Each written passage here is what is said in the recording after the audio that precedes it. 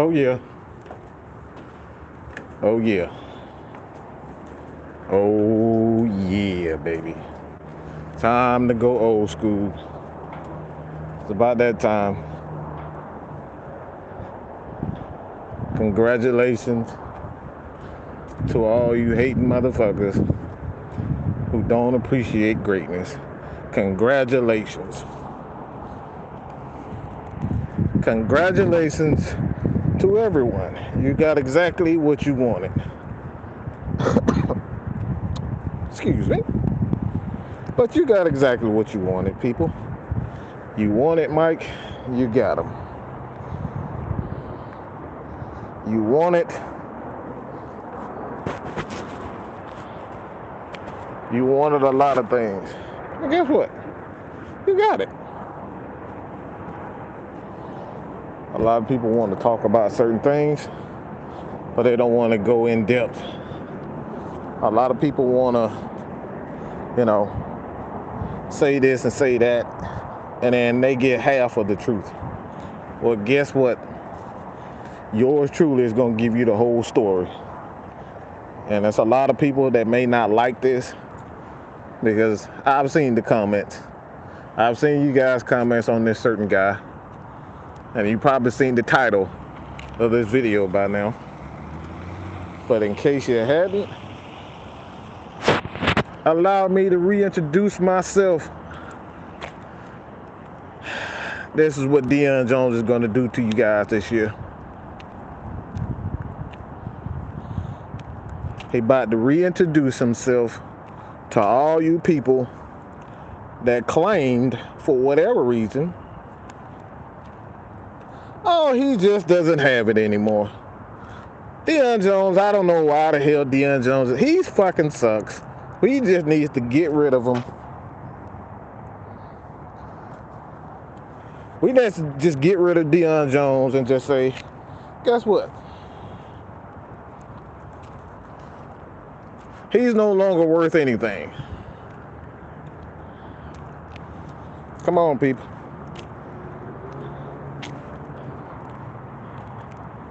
Deion fucking Jones. Come on, bro. Like, let's be real, people. This is Deion Jones that we're talking about. Since when does one fucking down year for his standard equals let's get rid of him? That's what we do now.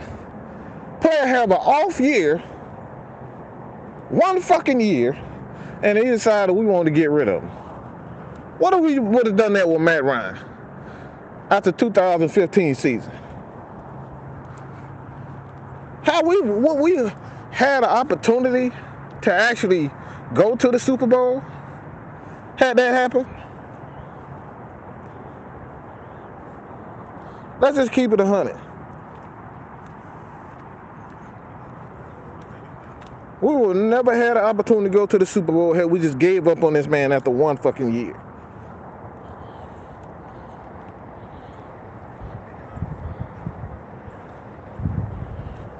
After 1 year, y'all want to just get rid of a guy. The reason why I'm making this video is because I decided to go on Twitter and post a few videos that's just gonna prove to a lot of naysayers that Deion Jones is still who we thought he was.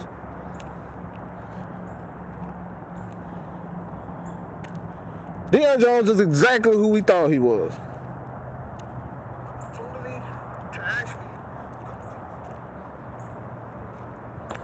Why is it that a guy has one down year and we just want to throw him in the trash?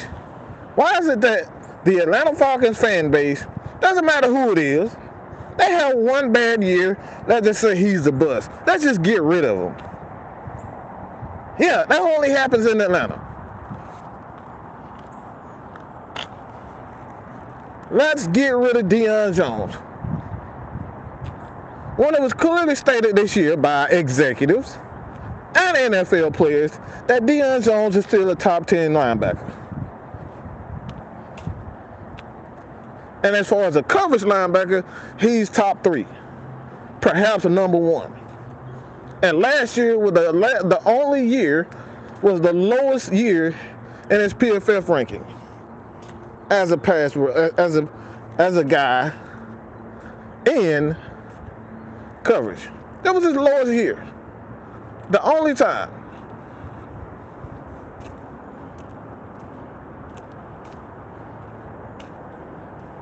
These are the things that I'm talking about when it comes down to the Atlanta Falcons. And why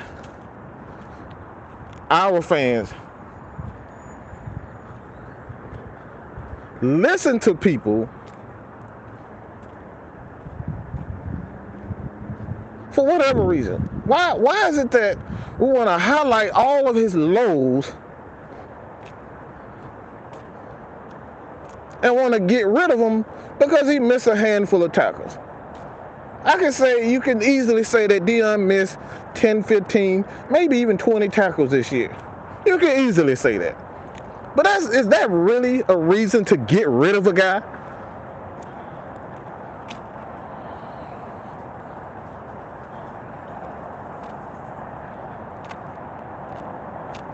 And no, look, let's stop with that.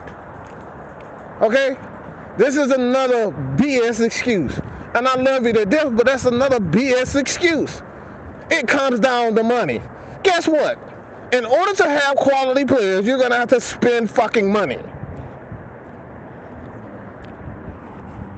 So, this is what we do.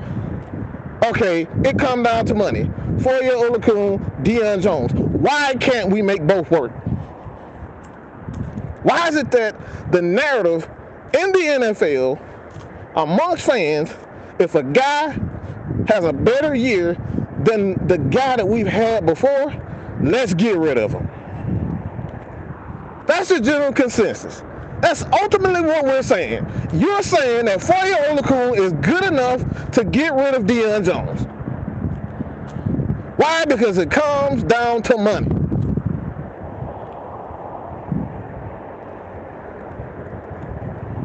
You gotta spend money to become a contender. What if we turn around and do this thing? We've done this before. We thought this guy, Curtis Lofton, was done. Okay? And I'm just going to be honest. And then he had an outstanding 3, 4, 5 years in New Orleans after we just got rid of him. And we could barely replace him. We wasn't really able to replace him until Deion Jones got here. Let's just keep it 100. Paul Warlow was absolute horseshit.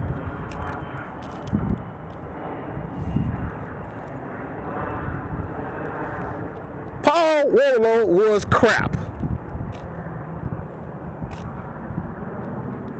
And like I said, I understand. It's us all about money. We got to cut. Why do we have to cut the best players when they want to be here, and we got guys that doesn't want to be here? We're trying to make up every way to keep these guys here when they don't want to be here. We bitch and complain about, oh, guess what? Julio Jones is gone. He may not, he didn't like this guy, like that guy. But everybody, and honestly, everybody wouldn't hesitate. I know a lot of people would not hesitate to bring Julio Jones back. After this guy deliberately quit on his team, Calvin Ridley deliberately quit on his team.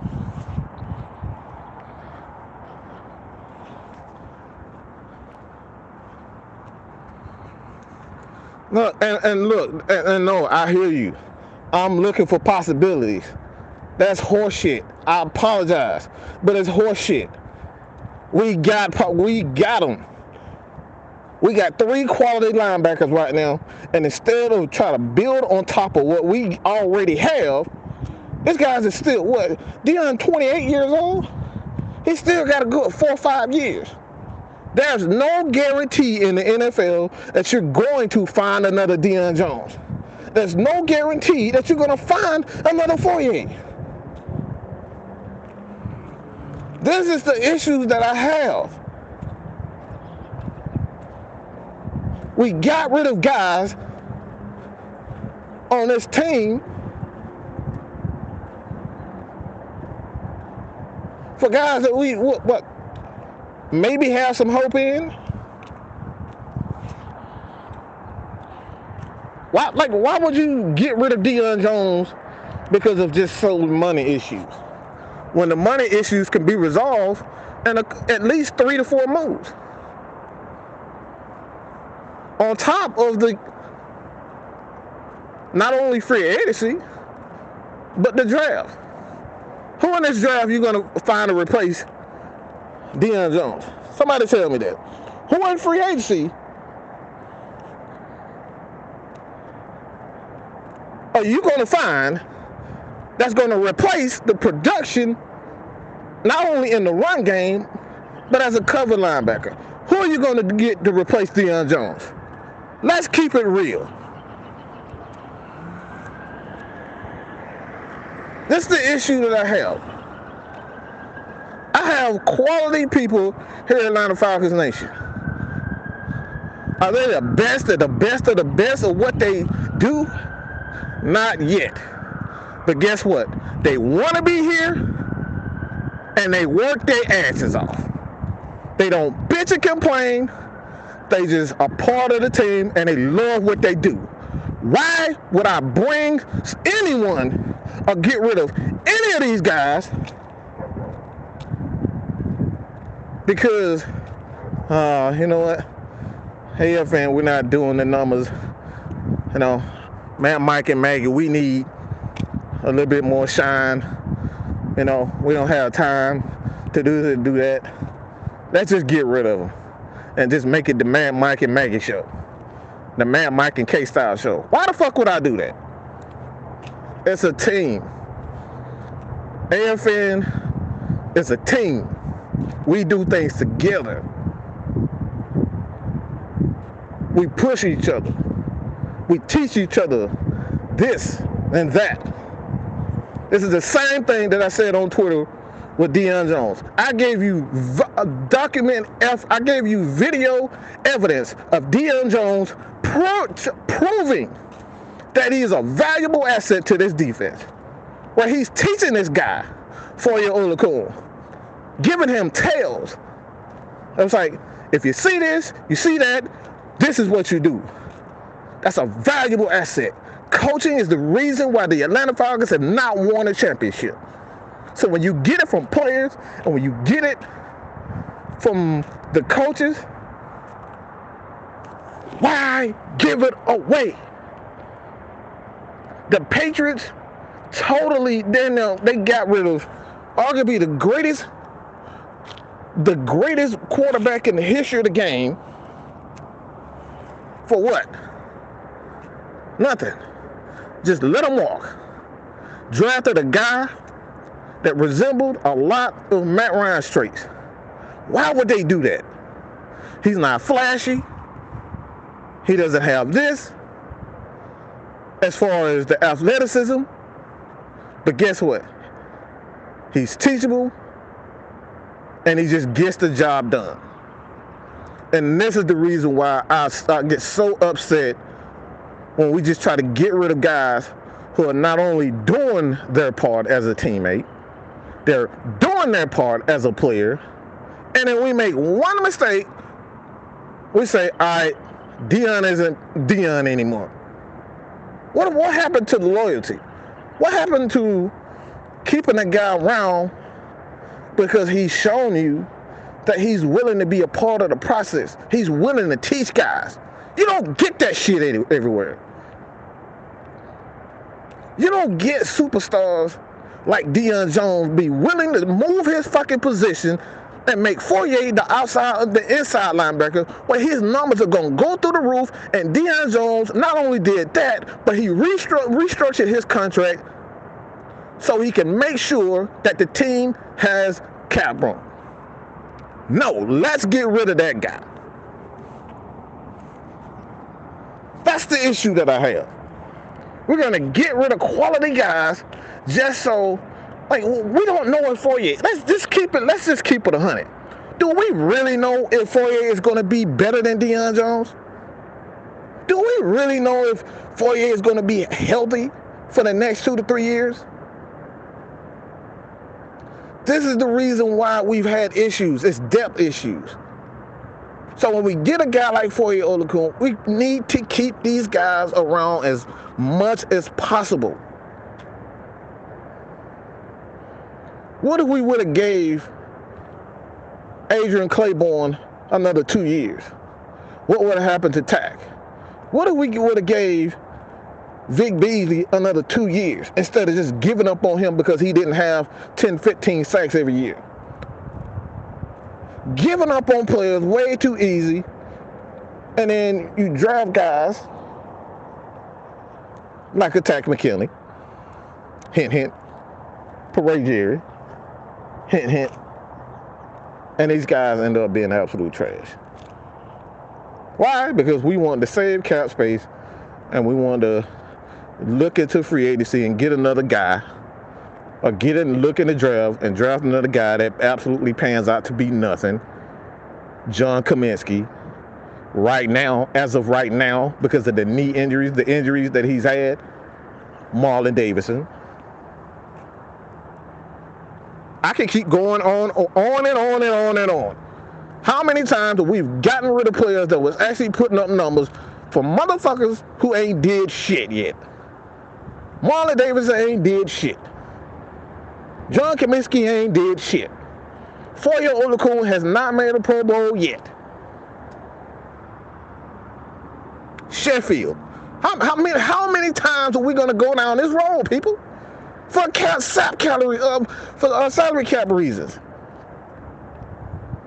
Let's get rid of quality players that want to be there, who want to teach and want to give back to the younger guys.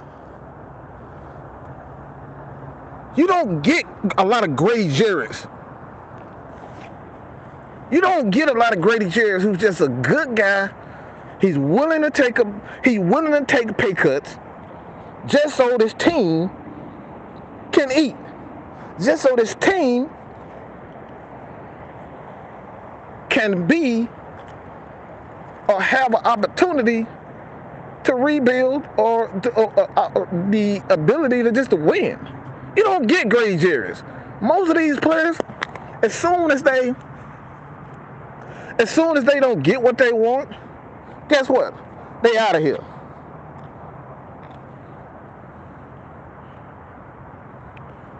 And Fourier did get snubbed, but he hasn't gotten there yet. I want proven guys. This is the first year Fourier has been that has set himself apart. Now, if he does this again, now we're talking. Fourier is real. He's the real deal now. If he does this 2 years in a row, and he deserves a contract. But can we honestly say, without a shadow of a doubt, that he deserves Deion Jones money? I can't necessarily say that. Deion Jones is already in the NFL league with the most pick sixes, and he's closing in on, the most picks from a linebacker, in his career. Why is everybody just shoving that off like it's absolutely nothing? This dude is one of the best cover guys in the business. The Falcons team in itself. The linebackers are an extension of coverage, okay? I want people to understand that. The linebackers are an extension of the secondary. They work together. Really, the whole defense works together.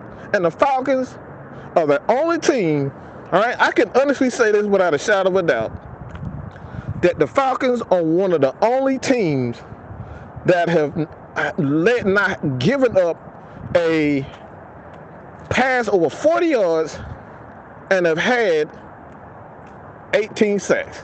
I can almost promise you looking at the history without even doing the work right now, not many teams in the NFL, in the history of the NFL, has done that. Not giving up a big play and only had 18 sacks. That goes for two things. That goes to not only the talent that you have and your linebacking core, and I stand behind that statement. The Falcons have the best linebacking core in the league. I stand behind that. But it goes to the testament of this coaching staff.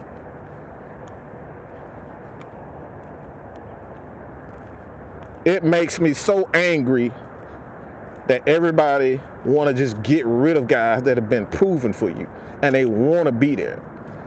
If that is the most ungrateful shit I've ever seen in my life, we bitch and complain about not having the talent, and then when we get talent, we want to get rid of them because they're not having Pro Bowl seasons back to back to back to back to back.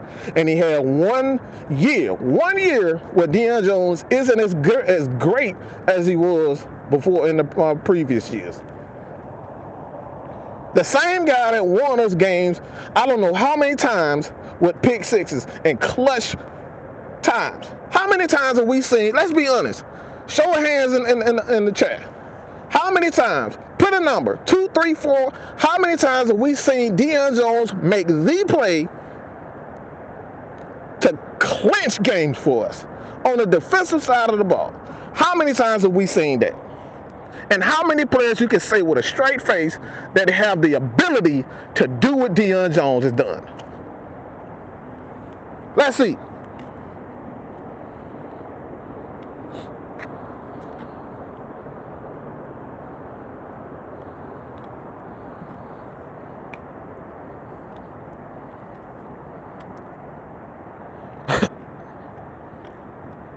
And I'm not saying that Deion Jones had a typical Deion Jones. He obviously did not have that.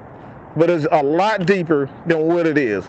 Deion Jones is now the guy on the defense. If you go to Twitter, you can see what I'm talking about. You can see it. I'm going to be posting a number of videos on Twitter because it's a lot safer than posting it on YouTube right now. But go to Twitter where I show you guys why and what Deion Jones, the small intricate details. I told you guys, this is what AFN is about, the small intricate details of football. Where Deion Jones, he recognizes a play, and instead of making the tackle himself, he sacrifices his body. Why? So 4-year-old Okung can get the tackle. That's his new job. That right there is the purpose of having outside linebackers. When you have outside linebackers, their job is to make sure the Mike linebackers stay clean. And then we have guys that say, "Oh, Deion Jones is afraid of contact." And if anybody can, post that in here so people can watch it for themselves, you can find it on my Twitter account. But I show you guys the small intricate details of football, making sure Foyer stay clean so he can make those plays. That right now is Deion Jones' job. He is no longer the Mike linebacker who's in charge of making those big plays, making the big tackles, making the cover, making those interceptions in the middle of the field. He's not doing it anymore. That's not his job anymore. His job is to blitz, set the edge, and make sure 4-year-old Okung stays clean. How in the hell do you think he was able to get 192 tackles if Deion Jones didn't play a vital part of that? Especially when you look at our defensive line. Come on, bro. 4-year-old Okung was allowed to stay free for the most part because of what? Not only, a lot of people even say things about Stephen Means and God, he's awful when they talk about applying pressure. He's God awful. But these are the small intricate details of football. They allow this man to stay clean. No, Stephen Means is not going to get you any pressure. If he does, congratulations.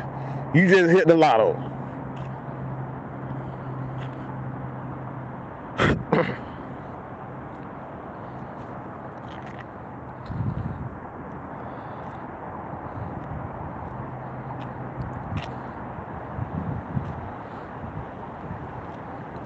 Foyer's done it 2 years straight. Remember, he got snubbed. Of course. And I'm not saying, my thing is, this is not a slight at Foyer whatsoever. This is for the people that continue to say, all right, we don't even know what Michael Walker is. That, again, keep it 100. We don't know what he is. He got a pick 6 this year. But do we really know how good he is as a linebacker? Or you want to experiment with that again? We want to experiment with that?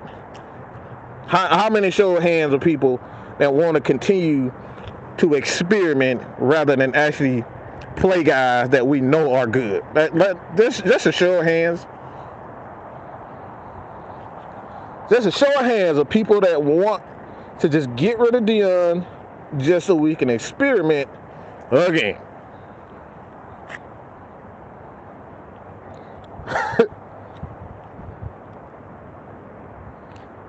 Jeremy Schmidt, he has more pick sixes in a career than most of our cornerbacks and safeties have. The D-line should be keeping our linebackers clean, and that right there, that statement, Jeremy, is everything. That statement right here is everything. This is exactly what I'm talking about. If Deion Jones lacks strength, power, being able to take on these big bodies, what's the best course of action to keep him clean? I'm asking you guys a question now. What's the best course of action if Deion Jones, if Foye Oluokun, if our linebacker core sucks at run, defending the run, they're not as physical? What's the best course of action to make sure that you get the most out of them?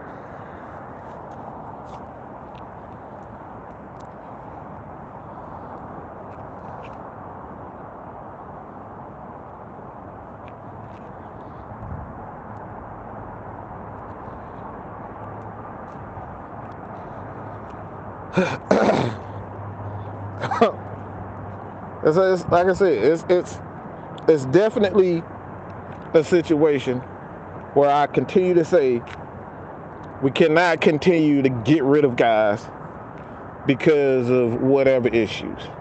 If the Patriots can continue year after year to make it work with Tom Brady, like not only him, Gronkowski, they've had even you go to not only the Cowboys, you see, all the teams that we, Aaron Rodgers for the most part, he does his thing where, he's going to get his money, but he'll restructure his contract to make sure that the team gets what they get. The thing with Aaron Rodgers right now is that he's upset that he keep restructuring. He does this and they're not going out getting the weapons that he feels he needs to be a successful quarterback.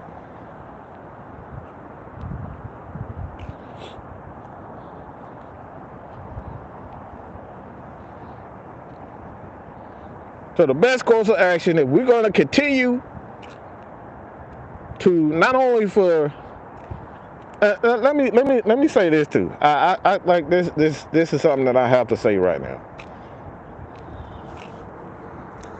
If the team or defenses right now are picking on Deion Jones, if Deion Jones is not there, who are the defense offensive coordinators going to attack now? Who are these guys going to attack? They're going to go at a young Michael Walker. And can we say without a shadow of a doubt that Michael Walker is ready to replace Deion Jones? Can we truly say that? With this defense, the way it is, the defensive line in the trenches, the way it is constructed currently, can we truly say that Michael Walker is ready to replace Deion Jones?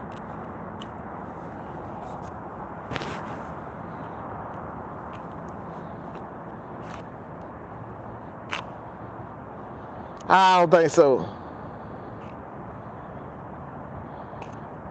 Tyler Davidson, Marlon Davidson. You have John Kaminsky,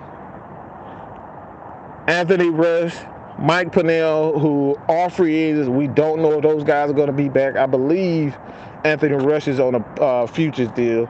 I believe he signed like a 2-year deal. I'm not exactly sure about that.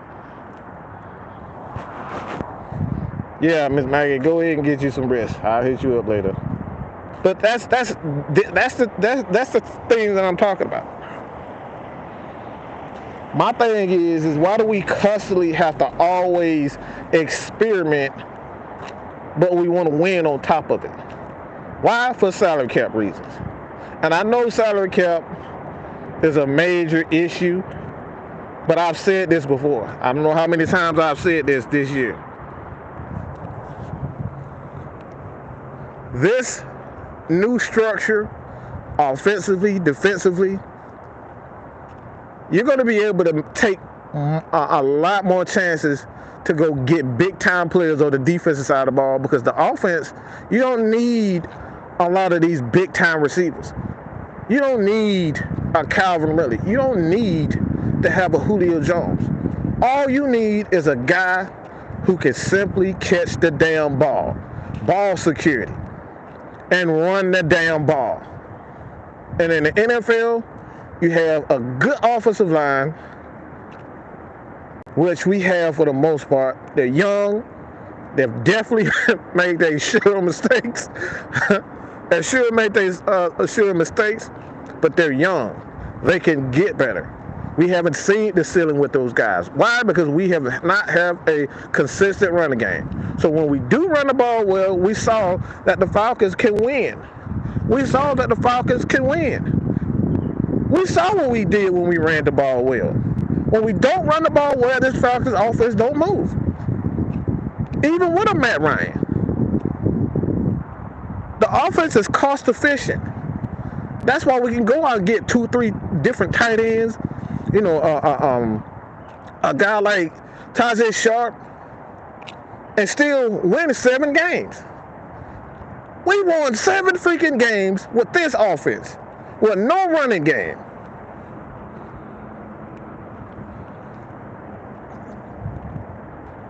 Let me repeat that, because I think that went over a lot of people's head, because I'm going to hear a lot of people say, oh, but they didn't beat anybody. Oh, get the fuck out of here with that.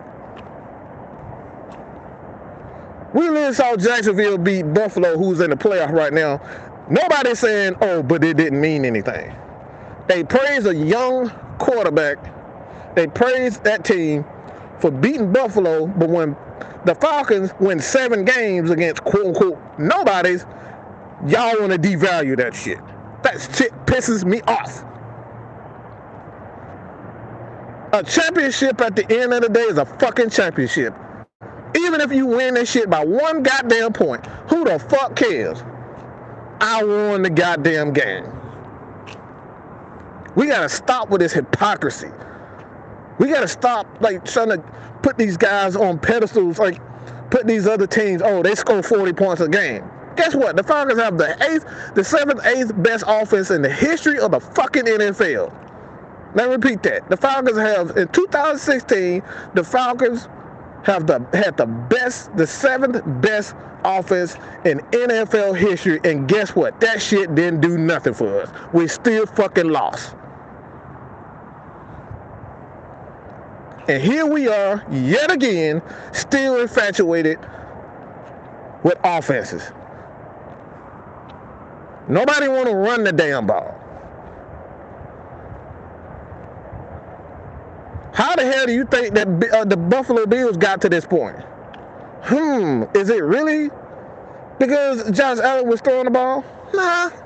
The motherfuckers ran the ball through people's throat and played solid defense. What about the San Francisco 49ers? Who you can look at that team and say, yeah, they're not a very talented team. But guess what? They run the goddamn ball and they play solid defense. One of the main reasons why Dallas Cowboys lost is because they didn't run that damn ball and they couldn't stop that damn run. gave up over 165 yards rushing, and we sitting up here talking about, oh, it was Dak's fault. No, the fuck it wasn't. It was Dan Quinn's shitty ass defense. And they're refusing to feed Zeke. And I know Zeke probably dealing with some issues as far as his knee is concerned. That could very well be the case. But there's no reason not to feed Tony Pollard.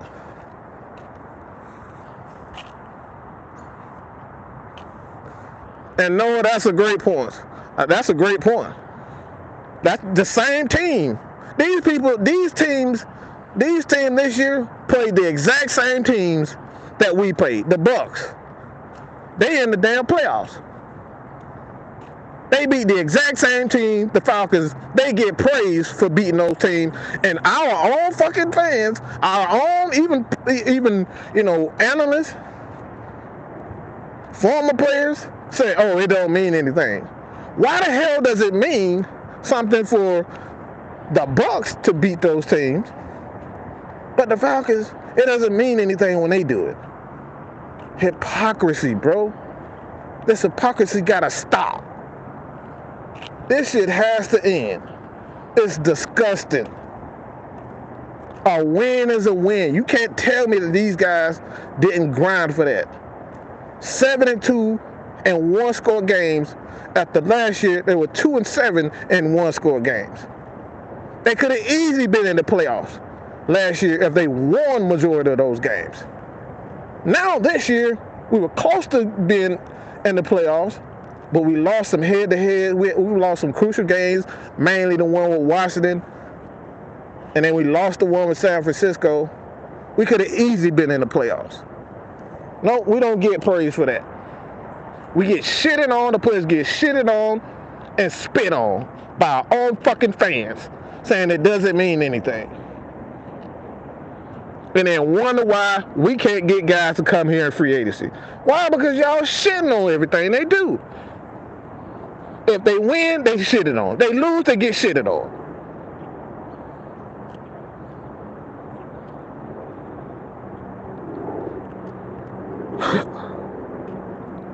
Should we draft another run back or get one in free agency? Both.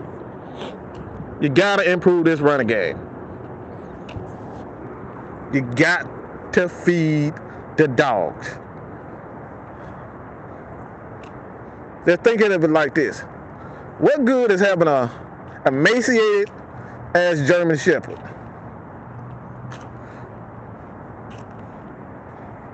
What good is having an emaciated pit bull? What good is having a starving ass dog, a guard dog for you? What good is it? You gotta feed the dogs. The dogs are what guard the entire team. It guards the offensive line, make sure they have balance. It creates more opportunities for wide receivers to have more lanes where they can get open. And two, it keeps the defense off of the field. So we have to feed the damn dogs. And the more dogs that we have, the better the team is going to be. You're not going to win championships in this league without a running game. The Patriots won a damn Super Bowl 13-3.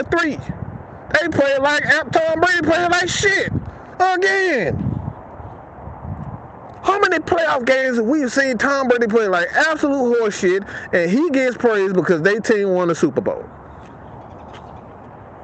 This is the stuff we talking about.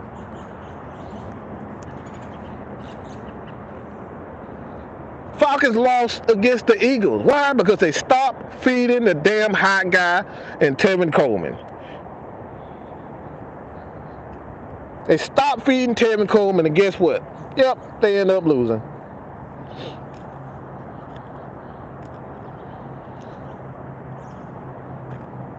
But absolutely, I honestly think you bring back Quadri Olesen. We know Caleb Huntley is going to be back. Those guys are going to be relatively cheap to bring back. You draft a couple of running backs, one preferably be in the first I say the third and fourth rounds. I think you have a couple of fourths with the Julio Jones deal, so I know we have an extra fourth, so you can take at least two running backs, not only in the fourth, but you can take them in the later rounds and, go from there. Or you can sign a veteran running back to come, in free agency. So absolutely, you gotta guard the team with the running game. But as far as the salary cap is concerned, this is why I continue to state this team, the way the team is built is look at right now. This is a perfect example of that. This is a perfect example of having a team that's cheap. They don't have a lot of talent over there in San Francisco. They got Deebo Samuel, Kittle, Jimmy G, and that's Ayuk. But offensively, they don't really have a lot of a great talent. Bosa he's injured, but for the most part, the linebacker core isn't that great. The secondary isn't that great. But guess what? They guard their team by running the damn ball. That's why their ass is in the Super Bowl. In the Super Bowl. That's why they were in the Super Bowl. Because they ran the ball and played solid defense.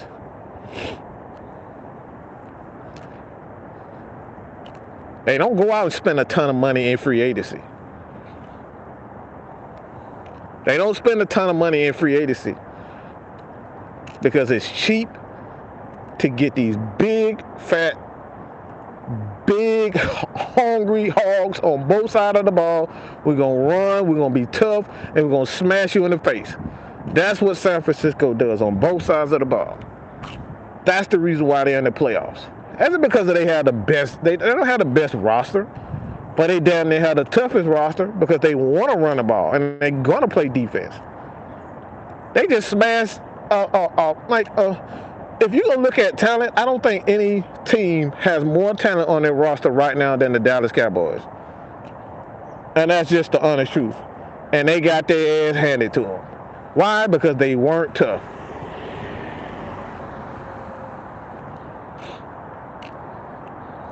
Dan Quinn reverted right back to what he knew, was playing soft, playing off. He played aggressive all year, and then he got in the playoffs. He started backing off to play cover 3. We already know what he's going to do. That's what he does.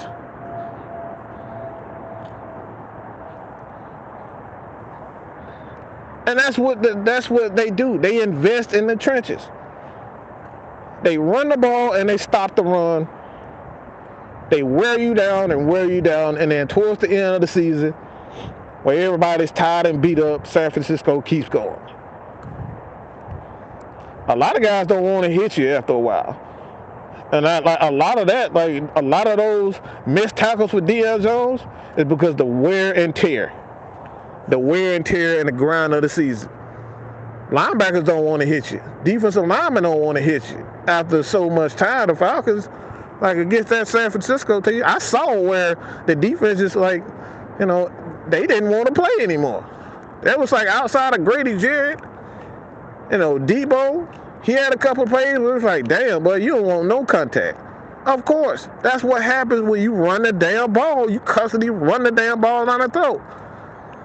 Mike Tyson once said, everybody got a plan until they got hit in the mouth. Everybody has a plan until you get hit in the fucking mouth.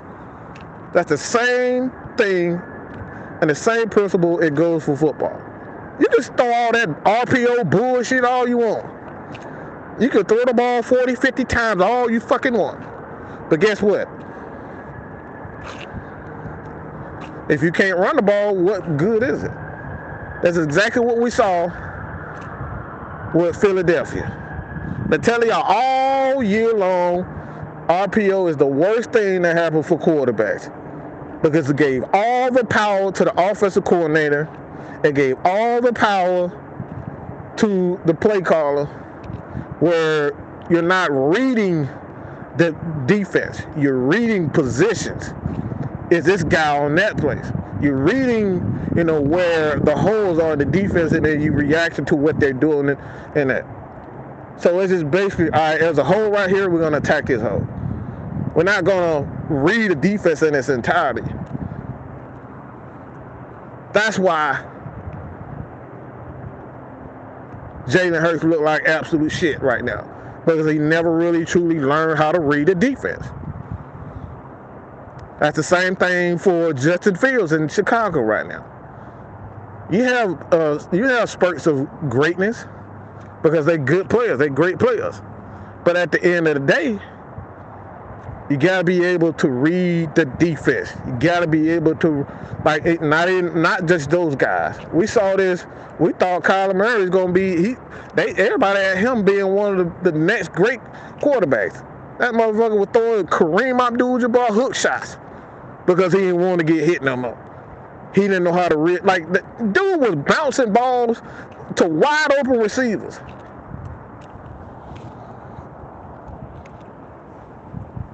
So, like I said before, I apologize if it seems like I'm going directly at you for, your thoughts. But this is the reason why I say we have to stop and getting emotionally invested into players and the future. There's no better time than right now. There's no better time than right now. You can't have a fucking future if you're making dumbass decisions right now. Deciding, since I want to rebuild so bad, I'm just going to get rid of Matt Ryan, get rid of Debo, get rid of this person because I want a better future. Not understanding that there are consequences for those, ramifications for those decisions. Getting rid of a Deion Jones is going to add more to the dead cap. Getting rid of Matt Ryan right now is going to add more to the dead cap.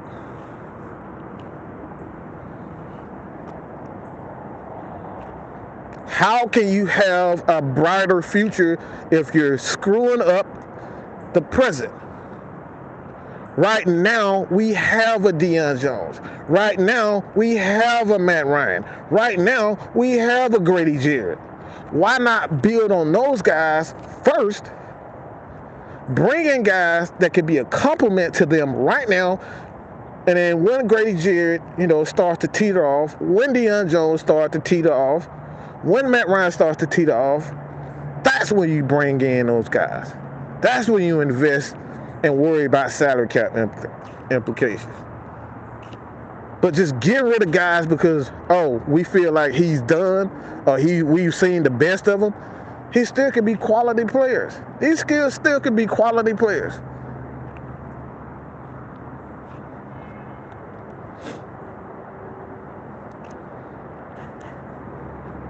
Still could be quality players on this squad. So let's be patient. Let's not try to get rid of everybody because we want draft picks. How many times? This is another thing that I want to say. All right, you guys check out K-Style show tonight. Also, he going live, kicking it with K-Style. So head over to his channel after I'm done here. I told you guys the one-on-one with Mad Mike is just gonna be old school. I'm gonna free flow. None of this shit is written down. It's straight off top of the dome. All emotion, all knowledge. Raw, filtered me.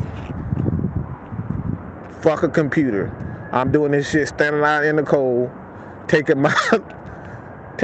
my daily walk, get my little exercise in. But this is the reason why I say time and time again, no better future than taking care of the present. You can't have a future if you're doing dumb shit right now. How the hell are you gonna be a billionaire if you spending all this shit right now? You're investing in dumb shit. You can't be a billionaire if you're investing in dumb crap. I gotta clean up. My boy Jew in, the preacher in. I'm sorry, Jew. I apologize for cursing. But you can't have a future if you're doing dumb and doing the exact same things that we did. We did these things under Thomas Dimitrov. Cutting guys, giving guys, extending guys' contracts. We extended guys' contracts that we could have easily replaced in the draft. You can't replace a Deion Jones in this draft, bro. We got to do the right thing. You're not going to replace a Deion Jones in this draft. And we really don't know how good Foye really is. Can he be great? I think he could be the best linebacker in the league. I really believe that. He's physical. You can put him inside, outside. He's great in coverage. He's good in coverage. But until you find a guy for certain, until you build up the defensive line, why the hell not get rid of a Deion Jones? He's one of the few playmakers that we do have on defense. We can't count on nobody. Get rid of a Deion Jones because of a rookie that might be good?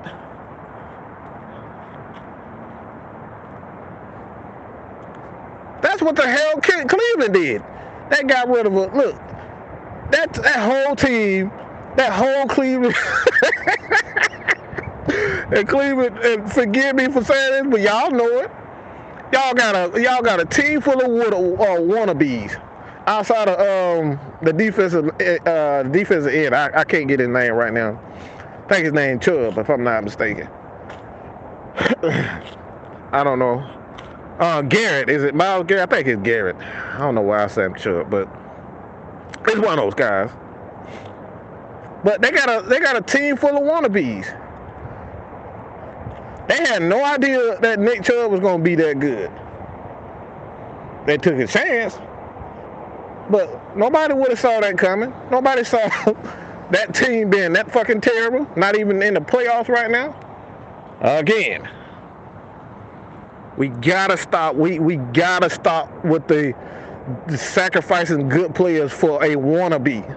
We don't know what any of these guys in this draft is going to be, especially Grady Jarrett. We don't know what the hell Jordan Davis could be. He could be just another fat guy that falls by the wayside. I don't think so, but it's possible. We don't know. And these are the things that I like. It really angers me when we get rid of good guys that we know are going to do their damn job, and they're going to do it well because, all right, he may not be what he once was.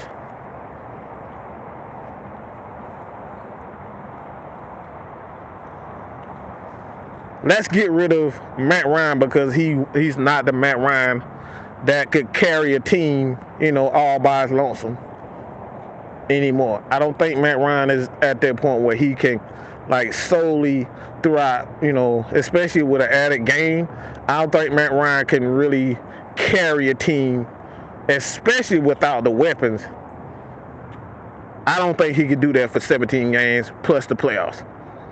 37, he is still 37. At the end of the day, it's still 37. And there's still a lot of young guys who can't carry a team throughout, the entire 17-game season. We're looking at Kyler Murray right now. We're looking at Dak Prescott right now. All the motherfuckers sitting at home. All these mobile quarterbacks that everybody thought was going to be good and they was going to, wheel that team to the Super Bowl, all their ass sitting right the fuck home, including Lamar Davis. All because we thought Hopkins was going to be here. Guess what? He got injured. Bro, I love him. I tell y'all all the time. I always say this. Everybody who know anything about me, I always say this one phrase. All right? You got to give me 3 to 4 years of consistency. I watched that as AJ Green. Come on, bro. You got to give me 3-4 years of consistency. Maybe even 5 before I say, all right, you a megastar. Because I crowned Vic Beasley way too soon. I crowned Devontae Freeman way too soon. I crowned Isaiah Oliver way too soon. He had 2 horrible starts to his career. 2 years straight where he was just horrible. So it's not just, like I said, this is not just, all right, I don't believe in these guys, but we got to stop crowning these guys. We got to stop crowning these damn half-ass, these Hamiltons in the draft, the Jordan Davis in the draft. These guys did it in college. We like, they already labeled fucking Baker Mayfield the next Drew Brees. He can't even stay on the damn field with his dancing ass. Motherfucker got to be on TikTok more than he damn practice. With your dancing ass.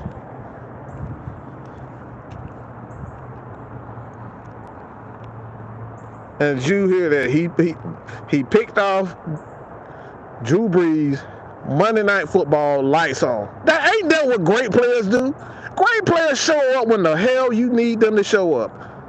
We have never had to say Deion ain't gonna make us no plays. He's not gonna make a play. We know Deion gonna make plays. We know Foye gonna make a play. So why not have 2 guys we know for a fact that's gonna make a play, and we try to make a way to keep these guys? You think you really, like I said, if we can't keep Deion Jones financially, he doesn't want to restructure, then we open up for negotiations. All right, maybe we do need to keep up. But right now, we know Deion Jones wants to be here. We know Foye wants to be here for what he said. He's not just going to follow the money. This is Foye. So let's just keep the guys who we know for sure that wants to be here, instead of just hanging on to people who don't want to. I don't want to fucking convince Calvin Ridley to stay. I don't want to fucking convince Julio Jones to stay. To hell with both of them. If you don't want to be here, bye.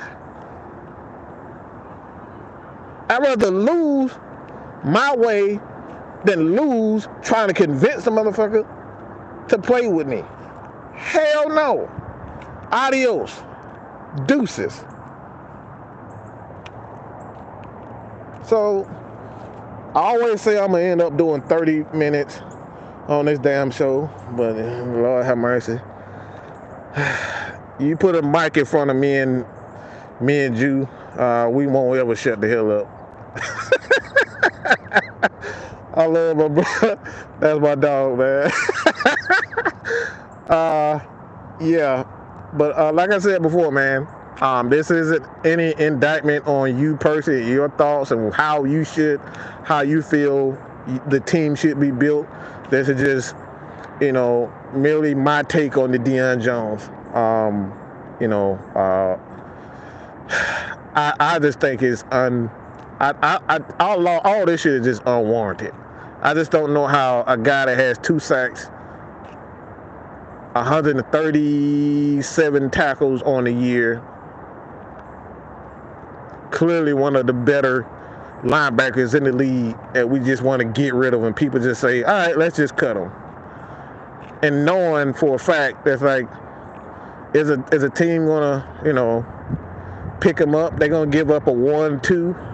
More than likely, you're not gonna get a 1, a first, or a second for Deion Jones. I'm not taking no 3rd pick for no damn Deion Jones. You gonna give me a 1, or you gonna give me a 2 and a 4. I'm not taking. Deion Jones is a special athlete. Deion Jones is a special athlete, and we should treat him like so.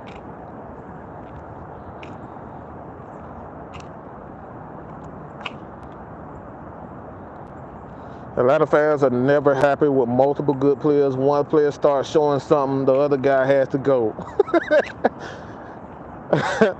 Yeah. Okay, I appreciate you for joining. Anybody that's new to the channel, again, we appreciate you. If you have any questions, You want me to, talk about? It doesn't have to be Falcons fan. You can already see we done kind of expanded as far as the content is concerned. We're gonna be talking about Georgia Bulldogs, Braves, Hawks. Man, we might throw some wrestling in there. For sure, for certain, we're gonna have the Atlanta United. In fact, they had a show last night on Fila Sports Podcast, so you guys check that out. If you're Atlanta United fans, K-Style is going to do some soccer as well in time. But like I said before,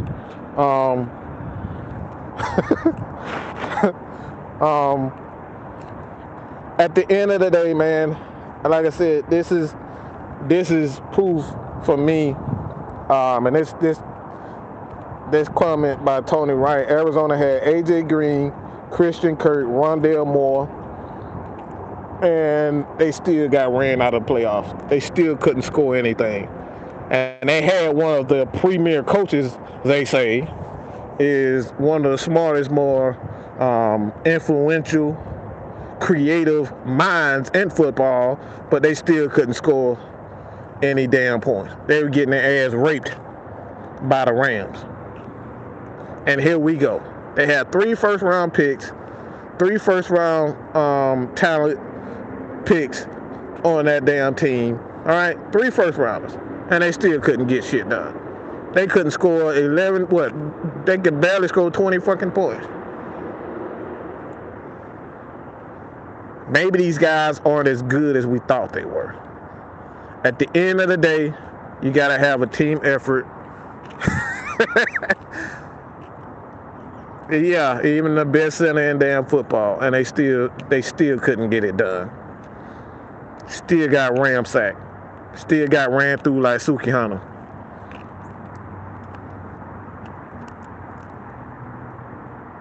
Maurice, look, you'll be surprised. I've seen some people want to just outright cut them. You'll be surprised. Again, you guys can check your boy man Mike on. You can check me out at you can check me out on Twitter, Matt Mike Sports. I'm there a lot, and I say what I'm gonna do, unless Twitter starts tripping. But I don't want to take the chance on doing a lot of film breakdowns on this channel until they loosen up a lot of the rules on YouTube as far as the copyright and all that type of stuff. So check me out on Twitter. I'm going to do a lot more film breakdowns, like highlighting certain plays for not only Deion Jones, but a lot of players. I've already done Deion Jones. So, again, you guys check us out, man. Check us out, Matt Mike Sports, Fila Sports Podcast. We're going to be doing a lot of Georgia Bulldogs. And I know a lot of dog fans are happy that we champions, but I know y'all motherfuckers is just as sick as I am to see your boy coming back. And he may just be the starting quarterback for next year. Now, ain't that some shit? But I'm not going to get on that. But I got another video coming out soon. You guys check my boy out. All right, tonight, it might even see me on K-Style channel tonight. Haven't decided, but check out his show. But man, this has been lovely as well. As always, I'm going to continue to do more of these throughout the summer. His name is Bennett, and I ain't in it. Hey, man, look, I ain't got time for that. I ain't got time for that negativity. All right, so, hey, man, I appreciate everybody for joining us. Your boy, Matt Mike out here. All right, peace.